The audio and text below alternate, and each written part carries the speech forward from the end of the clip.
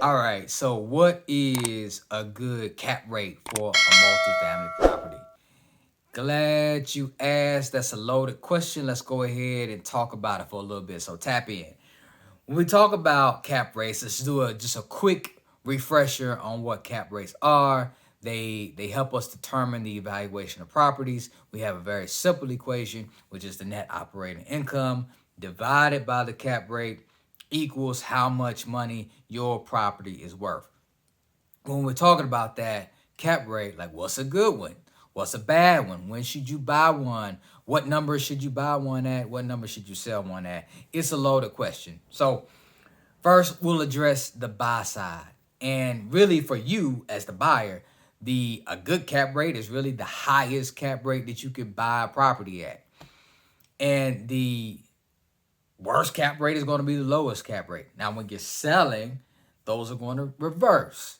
And it's going to be the lowest cap rate that you could sell for is going to be the best because that's how you're going to make the most amount of money.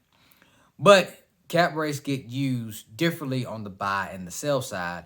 And if you're new and you're sort of coming into the space, you could be a little bit confused about that and how it plays out when you're going to evaluate deals. So you know the cap rates exist.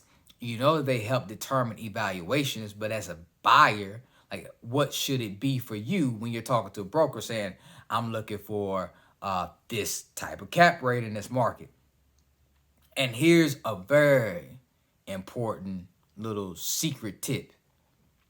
And that is that when you're buying property, cap rates don't matter, right? I was talking with a broker some years back, and he asked me that, so what type of cap rate are you looking for?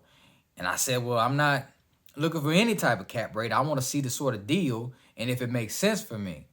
And he immediately told me, he said, okay, well, Jason, that was actually just a trick question that I was giving you to see if you knew what you were talking about or not.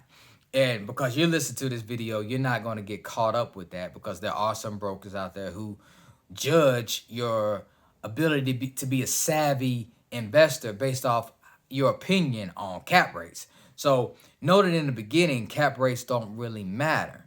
What matters is on the exit of a cap rate. So in the beginning, you may say, Jason, why doesn't it matter in the beginning of the cap rate?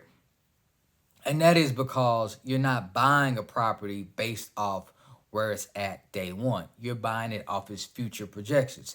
Example, if I had a 100-unit property that was 100% vacant, meaning it's producing no income, does that property have value or not?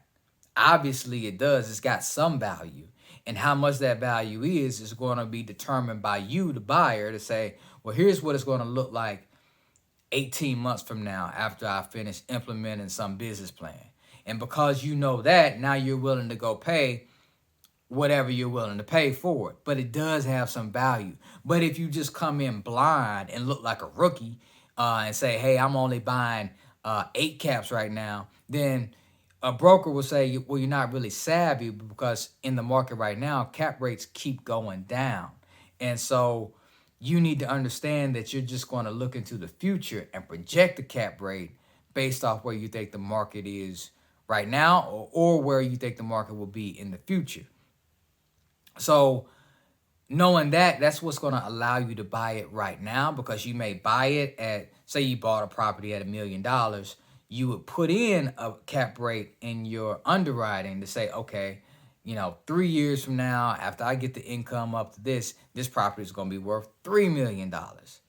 You see? So you understand that I'm now buying a property for $1 million that I'm going to make worth $3 million. And so when I go in, I just need to buy it as as whatever cap rate it is, but I know it's a good buy because I know what I can do with it in the future. So cap rates are very important, but just in summary, you want to make sure that you're using that on the exit and not so much on the front end, because what you may find is that if you say, I'm only going to buy, say, a 7 cap, you're just not going to find many properties that fit that model. 5 years ago, we were looking for 8 caps. Then it went to the 7 caps so we could find. Now it's like, well, can I get a 6? and those are going away. So now cap rates are like down around 4%. So it continues to drop, yet deals still continue to happen. And that's because you're buying properties based off what it's going to do in the future and not so much of what it's going to do right now. So that's a little bit of an advanced strategy, but I want you to know that so that if you're having a conversation with a broker, you don't go out and just say, I would like to purchase at a particular cap rate, because that's going to exclude you out of the market in some instances and make it look like you're not really savvy into the business right now. But you got that because you were looking at this video. So hopefully that was helpful, sort of explaining cap rates, how they work, when to use cap rates in what way, right? So on the exit, you want the lowest cap rate. On the entry, you want the highest cap rate. But in the grand scheme of things, the exit cap rate trumps, because it's the one that's going to allow you to know what you're going to do with the property, where you're going to be able to sell it for, what that future evaluation is going to be like for you and for your investors in the property. So hopefully you found this information helpful. If so, go ahead and drop a like to this video, put your comments below. I'll be hopping in there to answer your questions, see what I can do to help you out. Take care. Have a good one. I'll see you in the next video. Later.